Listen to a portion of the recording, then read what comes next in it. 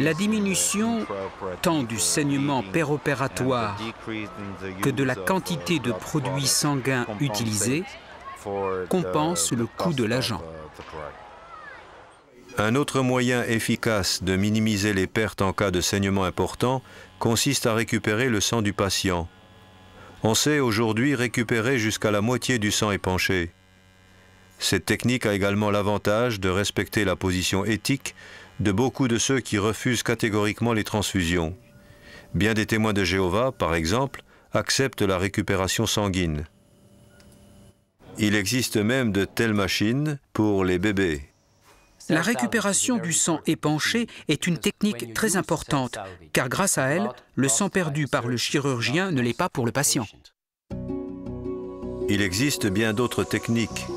Toutes, en évitant des millions de transfusions, contribuent à limiter les risques et à réduire le coût pour la société.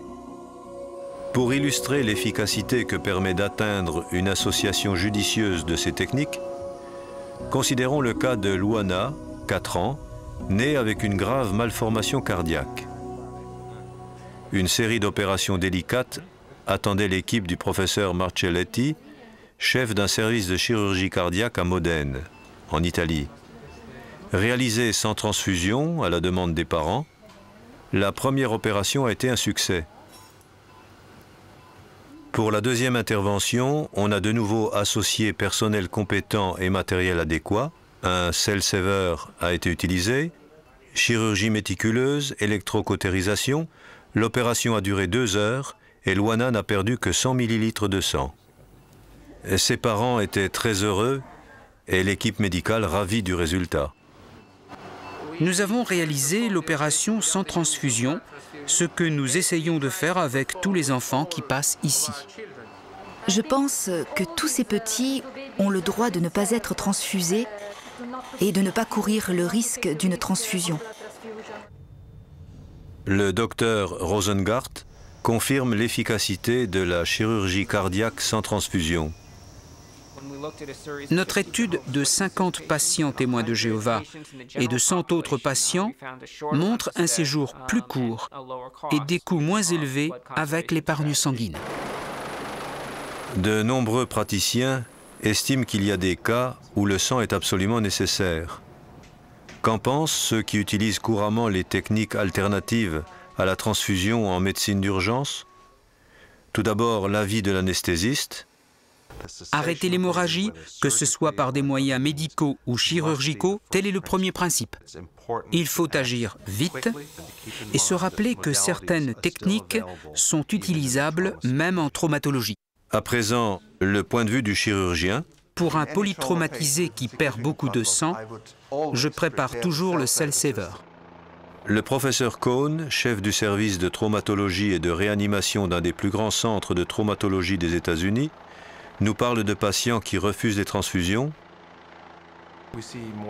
Sur les plus de 3000 témoins de Jéhovah qui passent ici chaque année, 250 à 275 subissent des opérations lourdes. Ce que nous constatons, c'est que les séjours ne sont pas plus longs, ni la mortalité plus élevée. Je dirais même que c'est plutôt le contraire. L'expérience fait dire à de nombreux médecins que soigner sans transfuser est globalement avantageux. Le plus beau avec les alternatives à la transfusion, c'est que ce qui marche le mieux est généralement le moins coûteux. Le sang coûte cher, les nouvelles techniques nous ont permis de réduire de 70% nos dépenses de transfusion pour les transplantations du foie, soit des centaines de milliers de livres par an. C'est largement supérieur au coût des produits, des traitements et des moyens mécaniques que nous employons pour limiter les pertes sanguines. C'est plus une question d'engagement que de moyens techniques. On peut obtenir des résultats identiques sans utiliser de machines particulièrement coûteuses.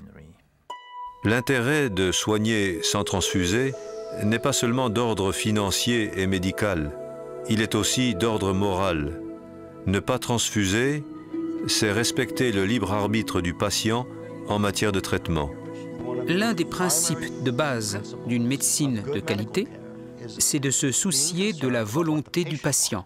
Le professeur Harding qui enseigne la déontologie.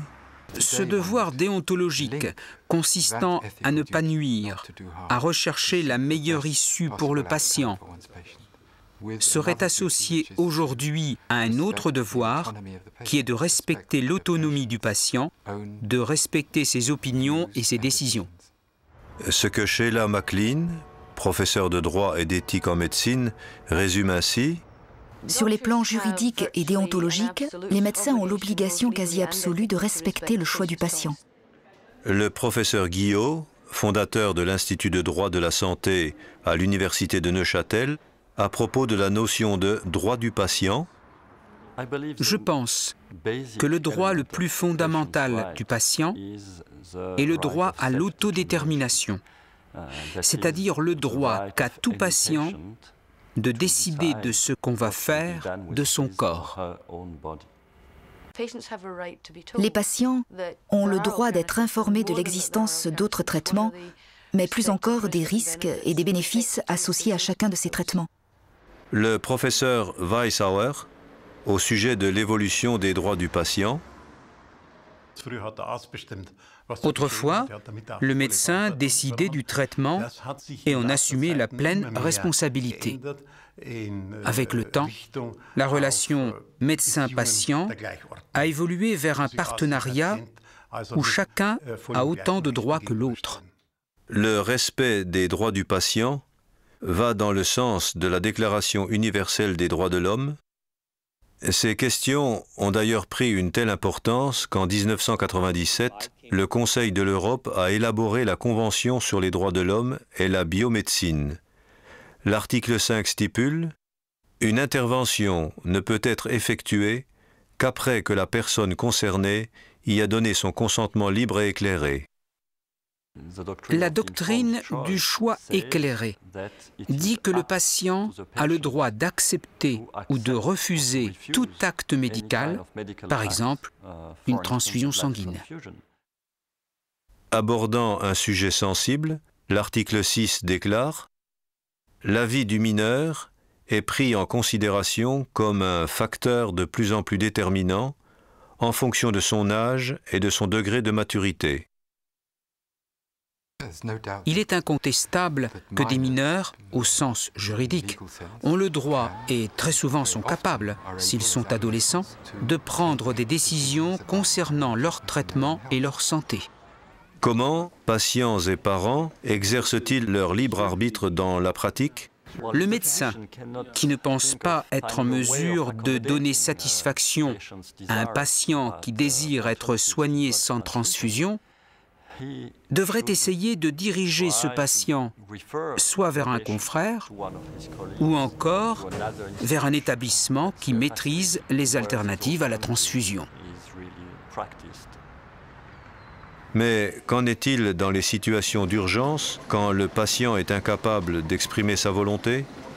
Le droit de formuler des choix thérapeutiques à l'avance est désormais reconnu. Cela se fait sous la forme d'un document écrit par lequel le patient montre qu'après avoir considéré certaines situations, il a pris une décision claire concernant un choix thérapeutique. En situation d'urgence, on devrait systématiquement regarder si le patient n'a pas d'instruction prévisionnelle ou de procuration dans son portefeuille. Le respect des droits du patient a un autre avantage. L'expérience prouve qu'un patient qui se sent impliqué dans son traitement se rétablit généralement plus vite.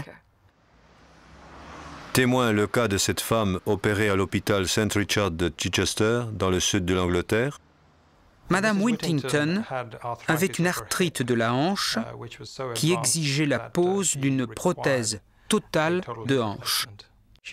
Comme elle est témoin de Jéhovah, elle ne voulait pas de transfusion sanguine. Je crois très sincèrement que la parole de Dieu interdit de prendre du sang. Et ce que dit la parole de Dieu est la vérité. Monsieur Patel n'a vu aucune objection à ne pas utiliser de sang. Le médecin a le devoir d'écouter les demandes de ses patients, d'écouter ce qu'ils ont à dire, puis de leur proposer un choix éclairé entre plusieurs possibilités. Au cours d'une conversation franche, le médecin a abordé la question de la récupération du sang épanché. Il m'a donné des explications et quand j'ai compris à quoi servait la machine, j'ai dit que j'étais d'accord. Les relations entre les patients et le personnel médical sont excellentes. Nous sommes très ouverts et nous sommes tous disposés à apprendre. Qu'a produit cet esprit de coopération? Les techniques employées pendant l'opération de Madame Whittington ont été une hémostase méticuleuse, la récupération du sang épanché à l'aide d'un cell saver et la pose d'une prothèse cimentée. Elle me dit qu'elle est ravie du résultat de l'opération car elle ne souffre plus. L'accroissement et le vieillissement de la population mondiale vont de plus en plus compliquer la tâche des systèmes de santé, ce qui est déjà le cas en de nombreux endroits. Dans ce contexte, l'épargne sanguine est une voie prometteuse. Un programme d'épargne sanguine bien adapté, c'est d'une part un coût total diminué pour le patient et d'autre part des économies pour la société. S'il est vrai qu'aucune intervention médicale n'est dénuée de risques, soigner sans transfuser répond aux besoins du patient tout en respectant ses droits. Je prévois que dans l'avenir, les patients ne seront pas loin d'espérer que n'importe quelle opération soit pratiquée sans transfusion. En laissant le patient choisir lui-même son traitement, non seulement on respecte mieux son autonomie, mais on favorise la médecine de qualité. Les divers procédés qui permettent de diminuer le besoin de transfuser sont aujourd'hui parfaitement définis, éprouvés, absolument sûrs. N'importe quel établissement dans le monde peut mettre cela en œuvre.